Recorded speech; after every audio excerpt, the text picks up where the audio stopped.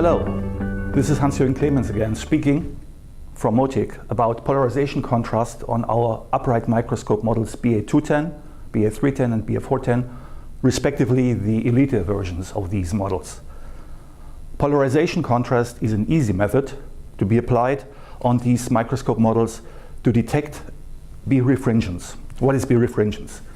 Birefringence is a phenomenon which can be observed in a lot of materials like crystals, minerals, packing foils, fibers, but also in biomedical samples like heart muscle cells, like starch grains, or for example, the secondary cell walls of plants. Birefringence is a phenomenon that is based on the crystal structure of a sample, for example, but also on the, let's say, organized macromolecules within an amorphous matrix, for example, in a secondary cell wall of a plant.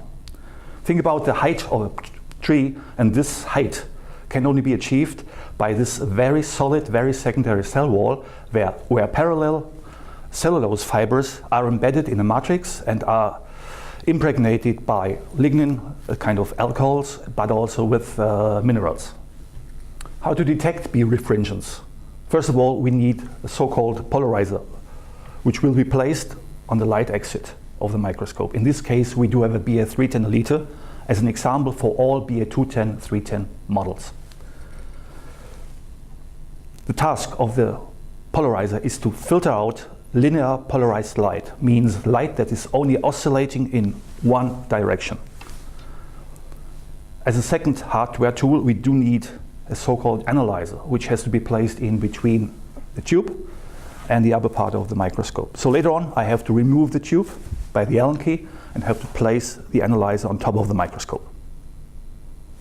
This analyzer generally is orientated in 90-degree position to the polarizer. That means if there is no sample on the stage, the background will be as dark as possible. We have to move the polarizer a little bit, but at the end, the background will be as dark as possible. So once we have aligned the polarizer, so that we do have achieved a 90-degree position between the polarized light and the analyzer orientation, then we do have a dark background, and any birefringent structure, any birefringent sample will shine up as a bright or even colorful phenomenon on a dark background.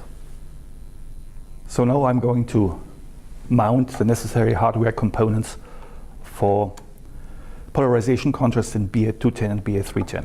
I have to remove, in both models, I have to remove the tube first, and then I have to take the analyzer and have to place it into the upper part of the microscope.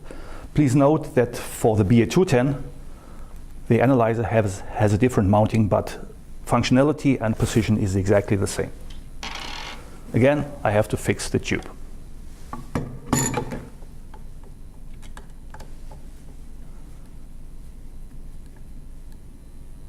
Now I'm going to take my sample, place it on the stage, and of course then do a proper bright field setup for the BA310, BA310 Elite in this case. This means that we do have the curler illumination.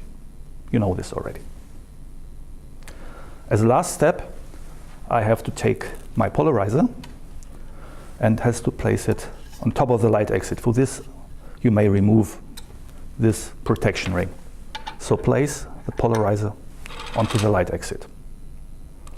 Now I'm going to check my sample by rotating the polarizer. Please rotate the polarizer until the background is as dark as possible and keep it fixed. Now any birefringent structure will be shine up as a bright structure or an even colorful structure on this dark background. Please note that any strain component within polarizer and analyzer area will lighten up the background, so it may not be perfectly dark, but only dark grayish. Just a final word about the polarizer. If you remove the polarizer from this setup, you may keep the analyzer built into the microscope. Now it just works as a neutral density filter, so you can go ahead with your examinations of the sample, applying, for example, phase contrast or even dark field. Thank you for watching this video. I hope it gave you some helpful information. More information you can find on our website www.moticeurope.com. And of course, you find us on YouTube channel. You're invited to visit us on our social media platforms. Thanks again for your attention.